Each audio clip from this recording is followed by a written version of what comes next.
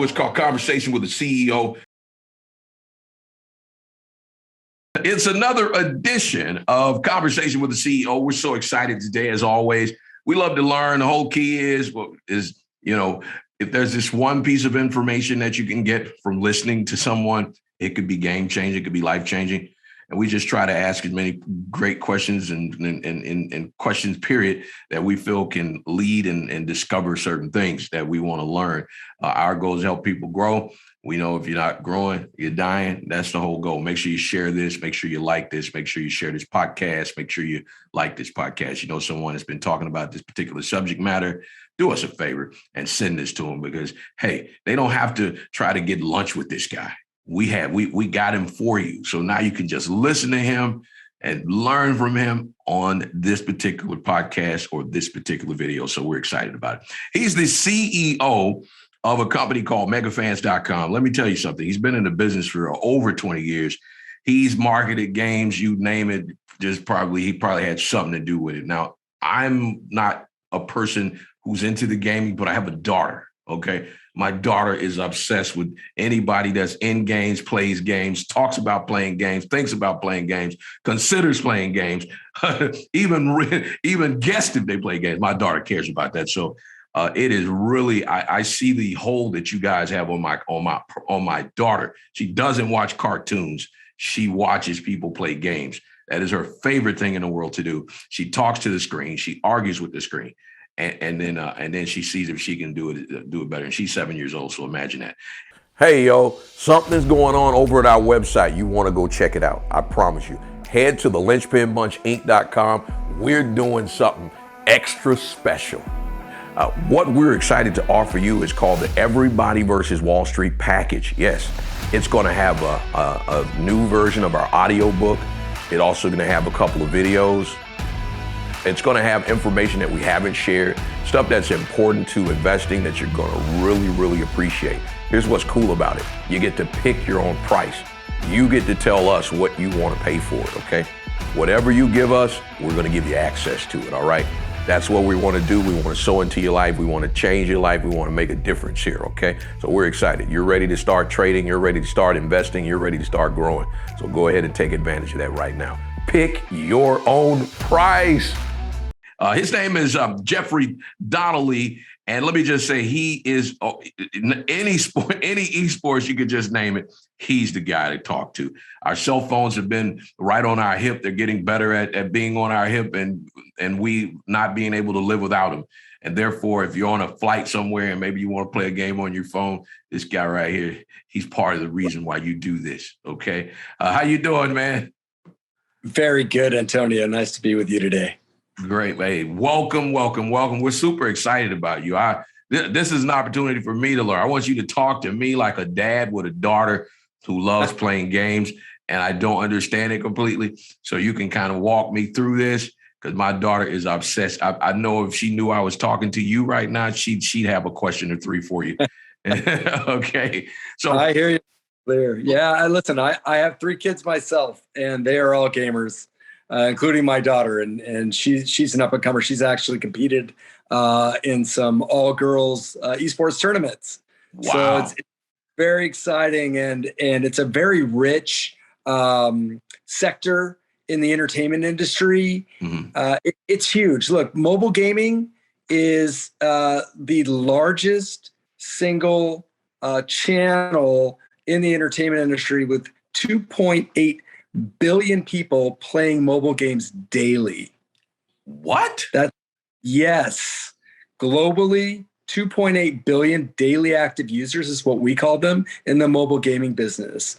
So it's massive. It reaches everyone. It reaches all corners of the world.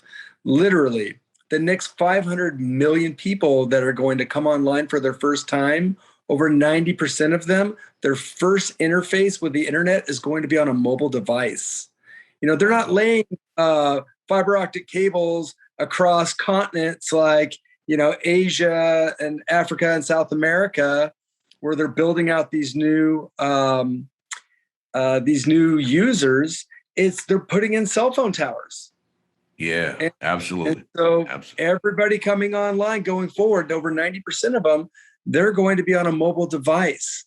So when we decided to develop an esports platform in the mobile gaming market, we were very specific in our research to know that this is the next big emerging growth market.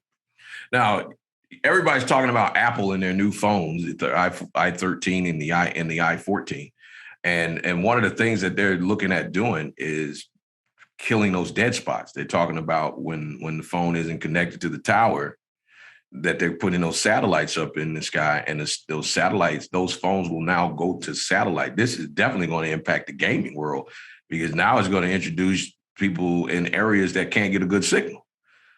So, I mean, how is that going to impact, what you guys are doing? Well, again, the business model behind Megafans is actually targeted to that. So, there's 2.8 billion daily active users in the gaming space today.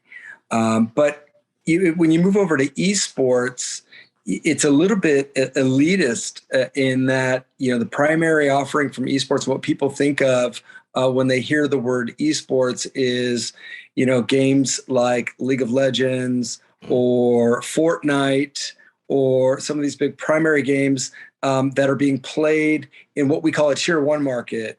That's the industrialized markets. Okay. But that leaves out all of the other markets around the world. 90% of the markets that are coming online are going to be in these literally the furthest reaching corners of the planet. Apple is going to be reaching those people.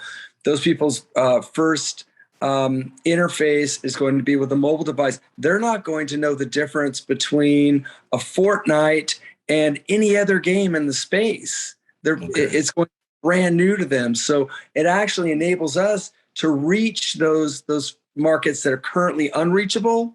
Wow. And what we want to do is bring esports, take it away from just the top 1% of the world's markets and offer it to everybody. We call it esports for all. So the growth is ridiculous there. What's that? I said the growth is ridiculous. That's a lot of growth.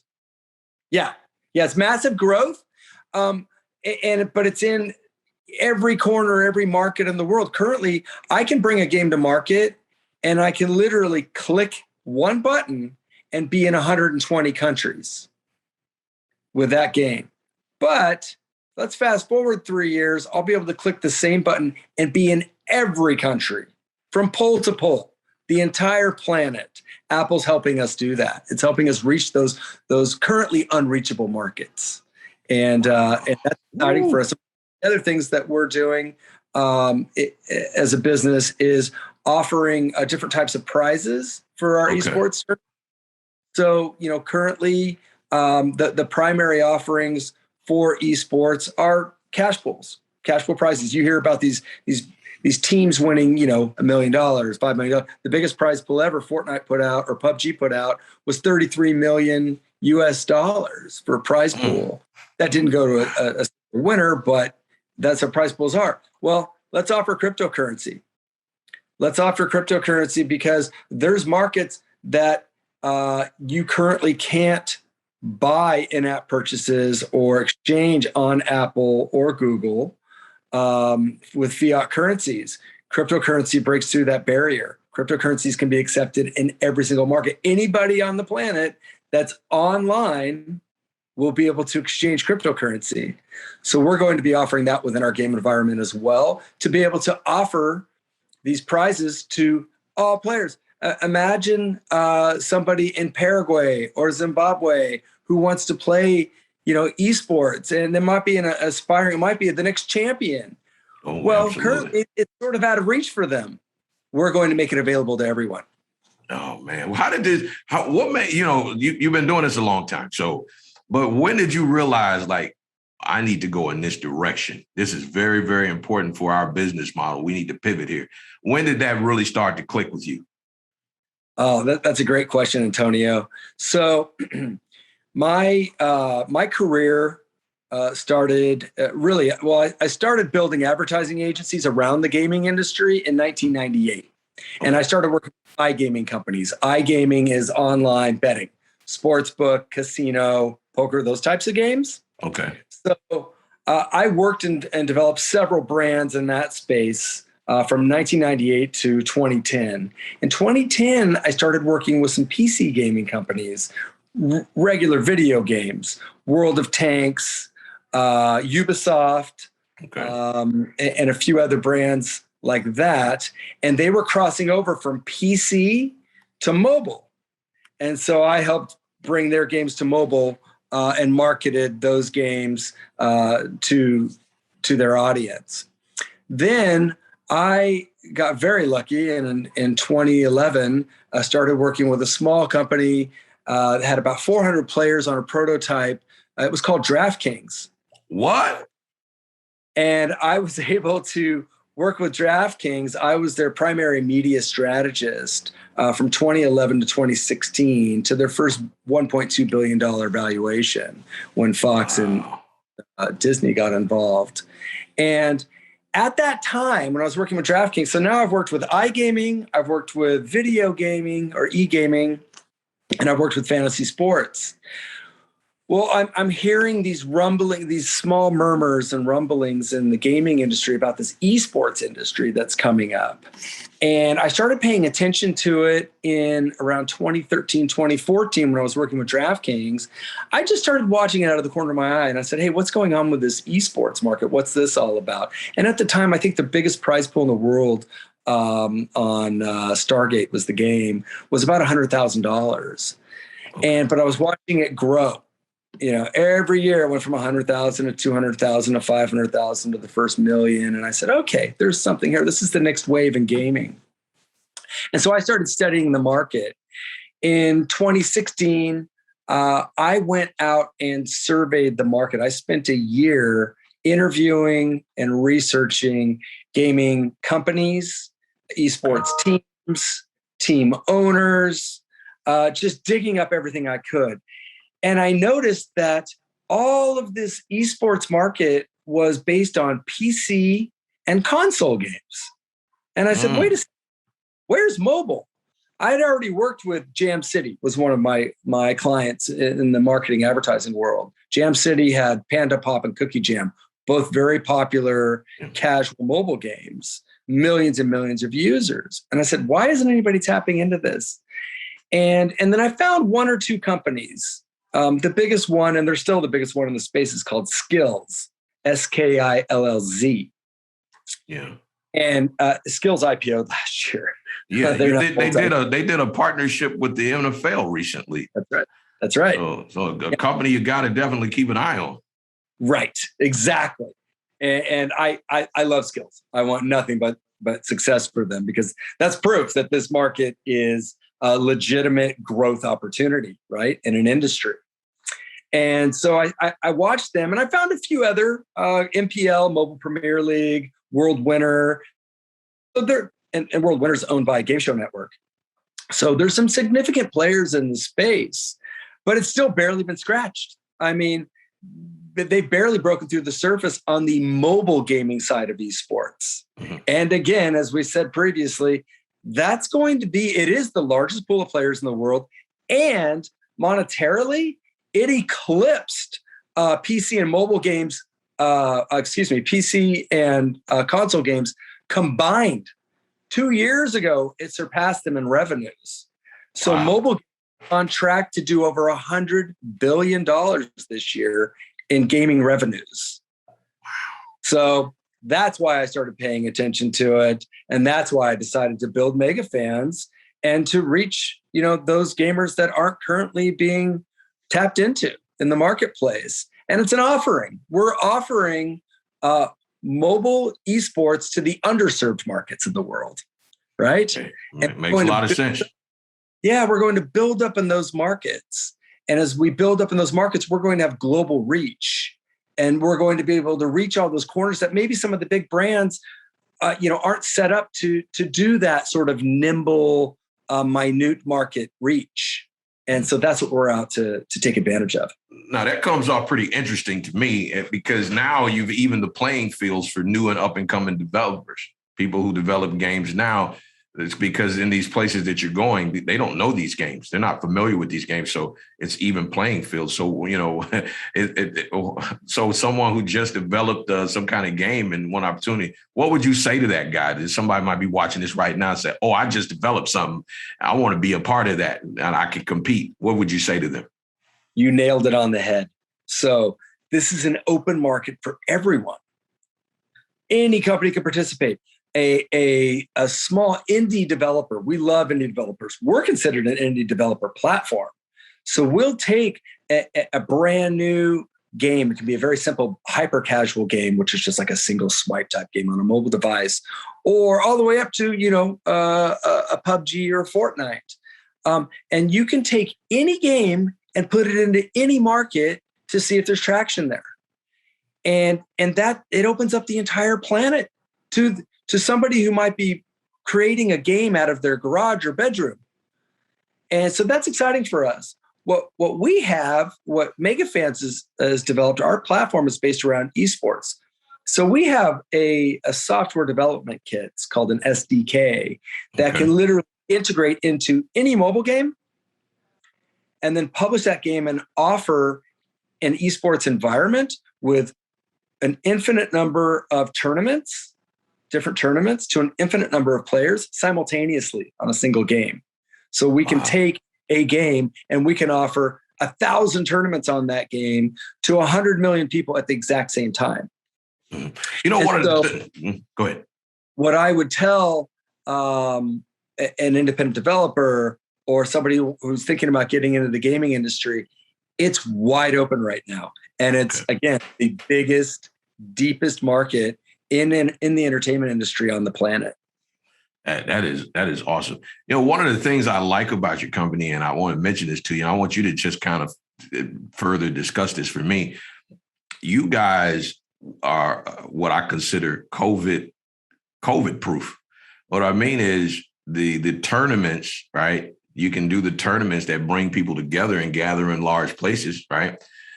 But if COVID gets worse for some reason and starts scaring people, those tournaments can still exist away from each other. So it doesn't interrupt what you guys are doing. You can, and tell me if I'm wrong, maybe I'm not understanding what it is, but I'm saying so when those guys play those tournaments and you market to those guys and say, all right, we're going to meet in Vegas, the top of the top, y'all are playing each other.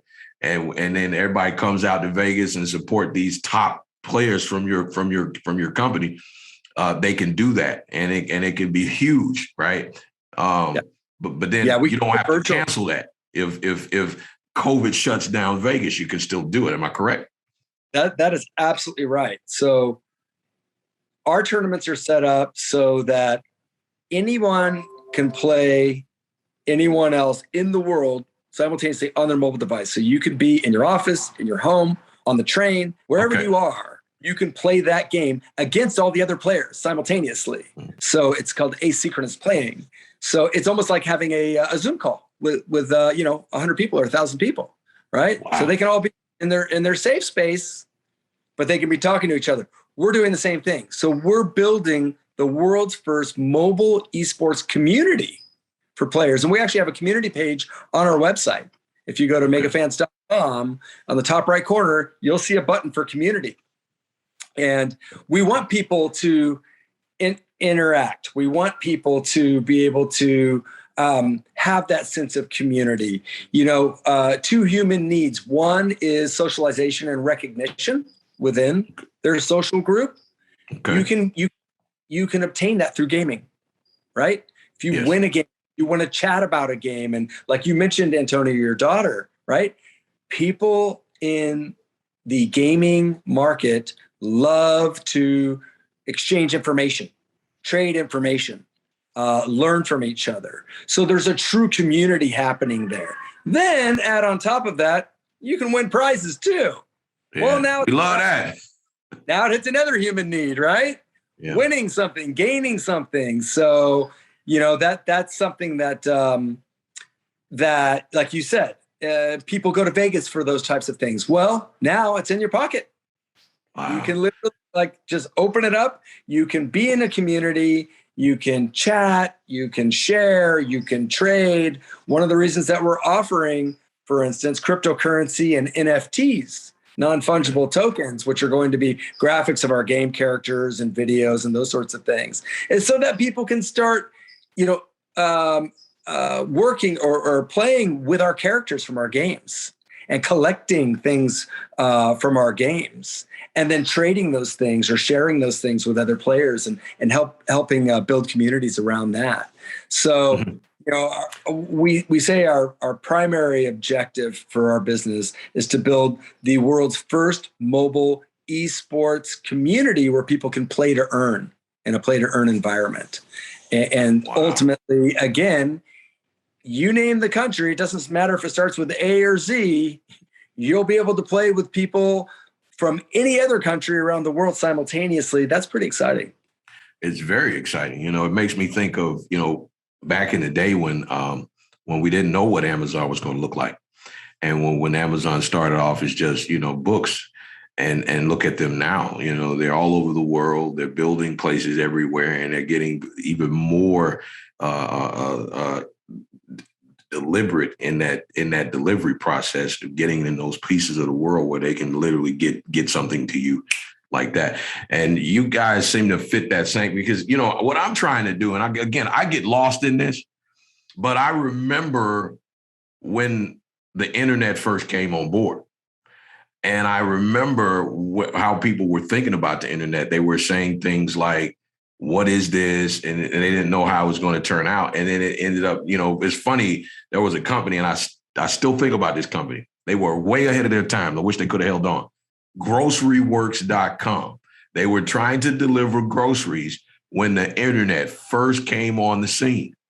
And they had a location. It was based out of Dallas, and they would literally deliver you groceries. Now, they didn't make it. They died. But guess what? Uber Eats and those kind of places, and Instacart and all that, they do that now. So they get you groceries, and that's becoming a normal thing. To me, sometimes when you're so far ahead like you guys are, it's a matter of knowing that information and how to get that information in those places without it hitting you hard like it hit Grocery Works. But you knew they knew what they were talking about. They were so soon they didn't fully understand it. So talk to me about that with your company. So there's several factors that go into success in a company, right? And I've helped build multiple gaming companies. So it's the right product for the right market fit at the right time. Yeah. So that's extremely important. As you said, if you're too early, might be the best idea, but then they go away because it was too early. People weren't ready for it yet, or the environment wasn't ready for it yet. And then you fast forward 5 years or 10 years, and now there's 100 competitors in the same space. Yeah. Well, mobile devices, right? They're only 12 years old. I mean, this is still a new market, right? For smartphones and tablets. So that was early. And when I first conceptualized Megafans in 2016, 2017, it was early. So I took my time, and I knew I wanted to watch the market to make sure it was going to mature in the right direction for us to be able to make this offering to the world. And so timing is critical there. And so it's product, it's market, and it's timing. Those three things are so important. So my advice is, for entrepreneurs and other CEOs is to be aware of that, to check that on a regular basis and make sure that the market's going to accept your offering, or if it changes, and markets change all the time. This market's changing all the time. Be ready to pivot. Be ready to adjust. Originally, our original plan called for like a three-party platform, meaning we were going to build a mobile esports platform, but we were going to allow for fantasy sports or casino companies to bet on our players. Right? We're create the esports market, so there's the players. Right. And then we were going to say, hey, let's partner up with, a DraftKings or an MGM and let them, make wagers on our players. Well, as the market progressed and mobile gaming started exploding with Fortnite coming on the scene, I mean, that blew everybody's mind. They changed the game, and PUBG and Call of Duty. When those really started scaling, we realized, we don't really need to have that third party. We thought we were going to have to rely on that. So we pivoted away from that. Okay. And then we realized through market testing, the mobile casual gaming market, which is more simplistic type games, not as sophisticated, like bowling or 8-ball pool. Or solitaire. Solitaire. Like old school, like my grandma. Our lead game is a Connect 3 puzzle game, called Candy Boo. Ooh. Candy Boo is just, you literally line up the characters so that they drop down on the screen. And very, very simplistic. But those games are, that's the majority of the games in our marketplace. And that's what most of the people are playing. So in those environments, people are very accustomed to getting advertising. So they receive ads in their games, rewarded ads. So if they take an action in the game, or if they want to gain something within the game, they have to watch an ad in order to obtain that object, right? Right. That's accepted in the casual gaming space. Well, you're not going to do that in a first-person shooter game like a Fortnite, right? You're going to interrupt an ad. Those players won't accept that. But in the casual gaming space, they will. So we pivoted to that. And so we actually built our own proprietary ad server within our game. So we can now take direct ads from agreements that we make, and we get to keep 100% of the revenues from it, which is huge for us. That's game changing from a monetization perspective. So these are the types of things that you have to be ready to make changes to your marketplace for that product market fit, right? So these are examples of the pivots that you have to make as you go. So our platform has actually matured since I first had the prototype built in 2018, and then through market testing in 2019 and 2020, we've pivoted a couple of times and adjusted our product for the marketplace. And that's extremely important to be able to do that. That's awesome. And let me just tell you, because my daughter, she has an iPad and she plays games on that, but she also has a Roku TV. And so with that Roku TV, she downloads games on there and plays them, right? And that's exactly what she does. She watches commercials on purpose because they give her extra life or extra money to buy a new figure in the way that that's real. And like, she looks forward to it. I've even heard her say, I need a commercial, because she wants extra strength, which who you guys are genius thinking of that. Cause I mean, there's no way that I would have ever thought in my entire life that a young person would say, I want the commercial, in order to do something. Like I said, we were going to monetize from, third-party betting platforms. And instead, we're monetizing with our own advertising platform because the market wants that. And so it makes sense. Hey, man, I appreciate you for all your time. You gave us some really great nuggets. And let me ask you one more question, and then I want you to give some advice to up-and-coming entrepreneurs that actually want to get into this gaming world one way or the other, what you would say to them. But before you do that, here's my question. The company Roblox, where do they fit in all of this? I'm curious as to, because they're so dominant right now, where do they fit into going into the mobile game system in terms of what they do?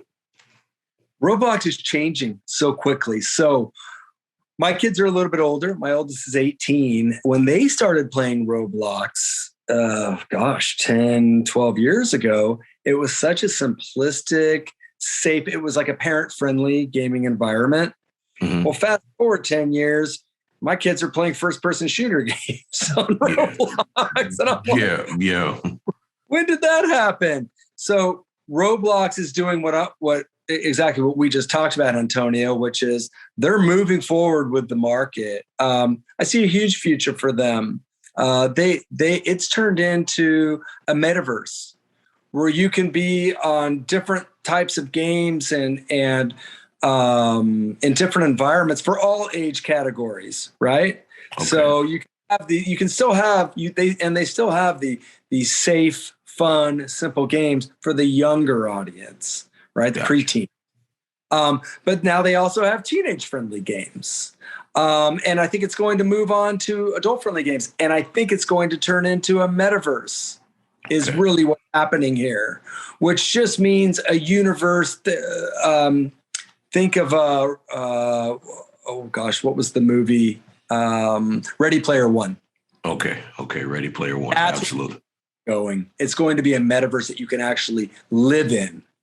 And I think most of the big gaming platforms are going to become part of that. And the ultimate metaverse is going to have all of those different games within one massive universe. I think that's where the market's going today. Wow. So anybody can play, from your independent up to your multi-million-dollar corporation. And Roblox. Hey, I think Superman was ahead of the game long before we even realized it. Clark Kent would go into a payphone booth to change into Superman. I think what we do now is we just go into our phone and we change into whatever we want to change into in that world. So it just seems like it was a predictable thing. They didn't realize that there was such a connection. Man, thank you. What's your advice for the future entrepreneurs, CEOs of this whole gaming industry? Stay focused. Have a target and stay focused. Be aware as the market changes, because it's changing so quickly, and move with the market. But put that prize in front of you and just stay focused on it every single day. Love what you do. Thank you. And then it's not a job, right? Yeah, it's not, man. I'm with you on that. Love it. Love it. How can people reach you if they want to get in contact with you? Very simple. I'm on LinkedIn, Jeffrey Donnelley, Jeffrey Donnelley. Or they can email me, Jeff, Jeff, at megafans.com. All right, man. Thank you, Jeff, for hanging out with me, man. I really appreciate it. I learned a lot, and I'm hoping to get you back soon as we see this thing develop and grow into something that I'm looking forward to finding out what we're going to be doing in the future here. Thank you, Antonio. Pleasure was mine. All right. That's this edition of Conversation with the CEO. Remember, in all you're getting, try to learn something. Try to learn something always, because when you learn, you grow. And when you grow, you get better, right? But if you're not growing, you die.